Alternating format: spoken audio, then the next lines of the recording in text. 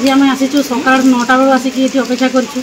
किंतु आसला 11टा पर्यटन आसिक देखलु वीडियो नहांती वीडियो को एपर्यंत आम जगीचु केवल गोटे आम लिखित आकार देवाई आसू जे आम किसी प्रश्न मगेचु आम इसी मैंने एत दिन धरी जब बिना पैसा बिना ये कम कर आसलु एवं आम भूल कौन आमको कौन पर तोड़ दि जाऊँ आम कि भूल करूँ आम जब किसी कम कर जदि भी तोड़ दि जाऊँ 2 वर्ष तोड़देवे बोली कहले ठीक अच्छे आम राजी अच्छे इस्तीफा देवाई भी राजी अच्छु किंतु आमको गोटे जो बदनाम दौरान जे आम बीजेडी भोट बैंक कौन प्रमाण अच्छी आम बीजेडी भोट बैंक बोली कौन आम कौन किसी कम करूँ कि बीजेपी आम तो जाचु जे आम माँ आम एसएचजी आम जो सरकार सब आम तार आम से सरकार कम करूँ आम तो केवे चाहनु जे आम कौ सरकार सला किए भल किए मंद आम कहनु आम माँ आम एसएचजी आम सब सरकार आम समस्त सामान आम भूल कौन आम से जानवाई चाहूँ एवं जो चेंज कर रेजिस्ट्रेशन आरंभ कर जो एसएचजी मान असुविधा सुविधा जिते आम गढ़ी थी एत कष्ट करी एवं जिते से सब भांगी आमको ही भल लगुनि से आम यही जिन राताराति चेंज कर अरे आम कौन से किसी मना कर आम तो मना करनु कि कौन पाई से लुचिकी फोन रे घंटा करके मीटिंग करके चेंज करूना आम से वीडियो तक आसुँ आम जानापी आम भूल कौन हमको से जन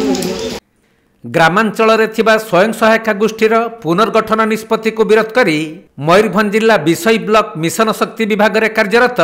ईसी सदस्य माने गर्जिछंती। विषय ब्लॉक रो बीएलएफ और जीपीएलएफ स्तर रे कार्यरत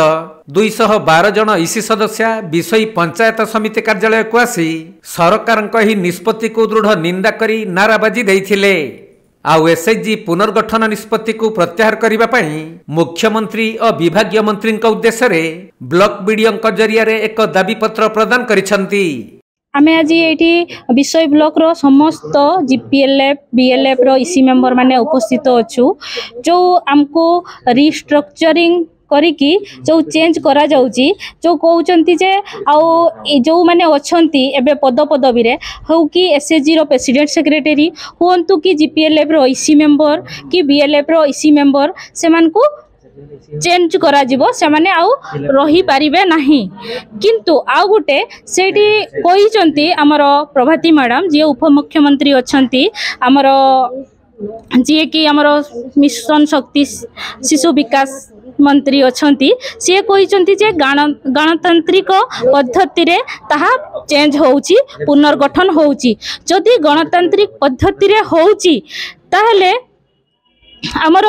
जो गणतांत्रिक पद्धति रही 5 वर्ष रे थरे चेंज हम किंतु एठी से जो करिसंती जे जो माने अछंती पदवी रे से माने आउ थरे कंटेस्ट करि पारिबे नाही